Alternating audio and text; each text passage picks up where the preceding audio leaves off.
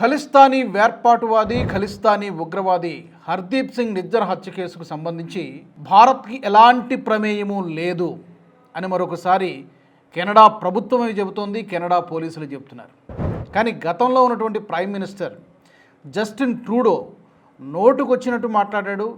భారత్కి లేదా భారత అధికారులు ఈ నిజ్జర్ హత్య కేసులో ఇన్వాల్వ్ అయి ఉన్నట్టుగా నేరుగా మన రా ఏజెంట్లపైనే, నేరుగా మన రీసెర్చ్ అండ్ అనాలిసిస్ వింగ్ ఏజెంట్లపైన అనుమానం వ్యక్తం చేస్తూ ఈ పరాయి గడ్డ పైన భారత అధికారులు లేదా భారత ఏజెంట్లు హత్యకు పాల్పడినట్టుగా మాకు అనుమానాలు ఉన్నాయని చెప్పి 1-2 సందర్భాల్లో జస్టిన్ ట్రూడో చెప్పాడు. కనీసం ఏమైనా రుజువు చేయగలిగాడంటే చివరికి మాకు కేవలం అనుమానాలు మాత్రమే ఉన్నాయి, ఎలాంటి ఆధారాలు లేవని చెప్పి చేతులెత్తేశాడు. ఆ తర్వాత అతను పదవి ఊడిపోయింది. ఇప్పుడు కొత్తగా వచ్చినటువంటి మార్క్ కార్నీ ఆ యొక్క దౌత్య సంబంధాలను ఏదైతే దెబ్బతిన్నాయో భారత్కి కెనడాకి, దాన్ని పునరుద్ధరించేటువంటి ప్రయత్నం చేస్తూ ఉన్నాడు. దీంట్లో భాగంగానే దీనికి సంబంధించి ఒక పెద్ద ట్విస్ట్ ఏంటంటే నిజ్జర్ హత్య కేసులో భారత ప్రభుత్వానికి వ్యతిరేకంగా చేసినటువంటి ఆరోపణలకు ఇప్పుడు గట్టిగా ఎదురుదెబ్బ తగిలింది.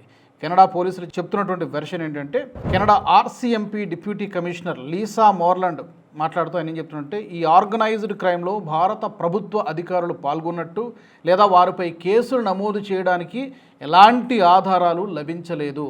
భారత ప్రభుత్వాన్ని ఈ కేసుతో లింక్ పెట్టడానికి అవకాశం లేదు. కానీ ఇక్కడ మన దేశానికి చెందినటువంటి గ్యాంగ్స్టర్ లారెన్స్ బిష్నోయ్, అలాగే అతని అనుచరుడు గోల్డీ బ్రార్తో పాటు భారత్కి చెందినటువంటి అంతర్జాతీయ నేర ముఠాలపైన కొన్ని అభియోగాలు మోపినట్టుగా తెలుస్తోంది.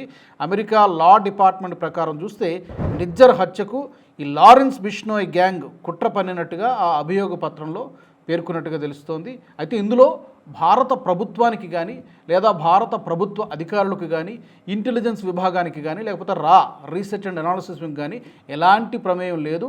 కేసులు నమోదు చేయడానికి లేదా దాంట్లో ఆ పేర్లు పెట్టడానికి కానీ ఎలాంటి ఆస్కారం లేదని చెప్పి చెప్పడం జరిగింది. అయితే మరి లారెన్స్ బిష్నోయ్ ప్రస్తుతం ఎక్కడున్నాడు? లారెన్స్ బిష్నోయ్ ప్రస్తుతానికైతే 2026 జూలై నాటికంటే గత కొద్ది సంవత్సరాలుగా లారెన్స్ బిష్నోయ్ గుజరాత్లోని అహ్మదాబాద్ సబర్మతి సెంట్రల్ జైల్లో చాలా టైట్ సెక్యూరిటీ మధ్య ఉన్నాడు. అయినప్పటికీ కూడా ఇతడు జైల్లో ఉంటూనే ఒక నేర సామ్రాజ్యాన్ని నడిపిస్తూ ఉన్నాడు. కథలుగా లారెన్స్ బిష్నోయ్కి సంబంధించి మనం చాలా స్టోరీస్ చూసాం. అతడు జైల్లో ఉన్నప్పటికీ కూడా ఒక స్మగుల్డ్ ఫోన్ ద్వారా, ఒక చిన్న ఫోన్తో మొత్తం తన యొక్క నెట్వర్క్ అందరినీ కూడా నడిపిస్తూ ఉన్నాడు. వందల సంఖ్యలో, వేల సంఖ్యలో ఇతనికి అనుచరులు ఉన్నారు. ఇతనికి నేర సామ్రాజ్యం జైల్లో ఉన్నా కూడా నడుస్తూ ఉంటుంది అని చెప్పి చాలా కథనాలు వచ్చాయి. ఇప్పుడు అతను గుజరాత్ అహ్మదాబాద్ సబర్మతి సెంట్రల్ జైల్లో ఉన్నాడు. మరి దీనికి సంబంధించి ఇతను అప్పగించమని ఏమైనా కెనడా ప్రభుత్వం కోరుతుందా? లారెన్స్ బిష్నోయ్ కానీ లేకపోతే అతని అనుచరుడైనటువంటి గోల్డీ బ్రార్ కానీ దీనికి సంబంధించి ఎలాంటి విచారణ ఎలా ఉండబోతుంది? అతనిపైన చాలా ఆరోపణలు ఉన్నాయి. మర్డర్స్, హత్యలు, వసూళ్లు, గ్యాంగ్స్టర్ కార్యకలాపాలు, ఆయుధాల అక్రమ రవాణా, డ్రగ్స్కు సంబంధించినటువంటి అనేక కేసులు అతనిపై నమోదై ఉన్నాయి. భద్రతా కారణాల దృష్ట్యా 2023 ఢిల్లీలోని తీహార్ జైలు నుంచి సబర్మతి సెంట్రల్ జైలుకి లారెన్స్ బిష్నోయ్ని తరలించడం జరిగింది. దీనికి సంబంధించి యాక్చువల్గా ఈ నిజ్జర్ హత్య కేసుకు సంబంధించి అమెరికా FBI, కెనడా పోలీసులు, అలాగే ఇతర అంతర్జాతీయ దర్యాప్తు సంస్థలు కలిసి ఆపరేషన్ హార్డ్ బాల్ అనేటువంటి ఒక పేరుతో ఒక ఆపరేషన్ చేపట్టడం జరిగింది.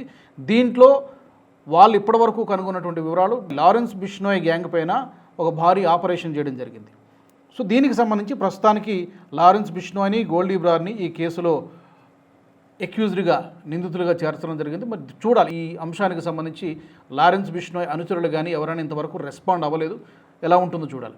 ఊరట ఏంటంటే భారత ప్రభుత్వానికి హర్దీప్ సింగ్ నిజ్జర్ హత్యకు ఎలాంటి సంబంధం లేదు అని చెప్పి క్లీన్ చిట్ ఇచ్చినట్టుగా కెనడా పోలీసులు, కెనడా ప్రభుత్వం చెబుతోంది. ఇప్పుడు లారెన్స్ బిష్నోయ్ దీన్ని ఎలా ఫేస్ చేస్తాడో చూడాలి. అది ఆసక్తికరమైనటువంటి అంశం. ఈ వీడియో మీకు నచ్చినట్టయితే లైక్ చేయండి, 10 మందికి షేర్ చేయండి. అలాగే కామెంట్ల రూపంలో మీ అభిప్రాయాలను మాతో పంచుకోండి. Nationalist hub group of channels ను సబ్స్క్రైబ్ చేసుకుని తెలుగునాట జాతీయవాద జర్నలిజాన్ని ప్రోత్సహించండి. ఈ వీడియో కింద ఉన్న బెల్ ఐకాన్ పై క్లిక్ చేయడం మర్చిపోవద్దు.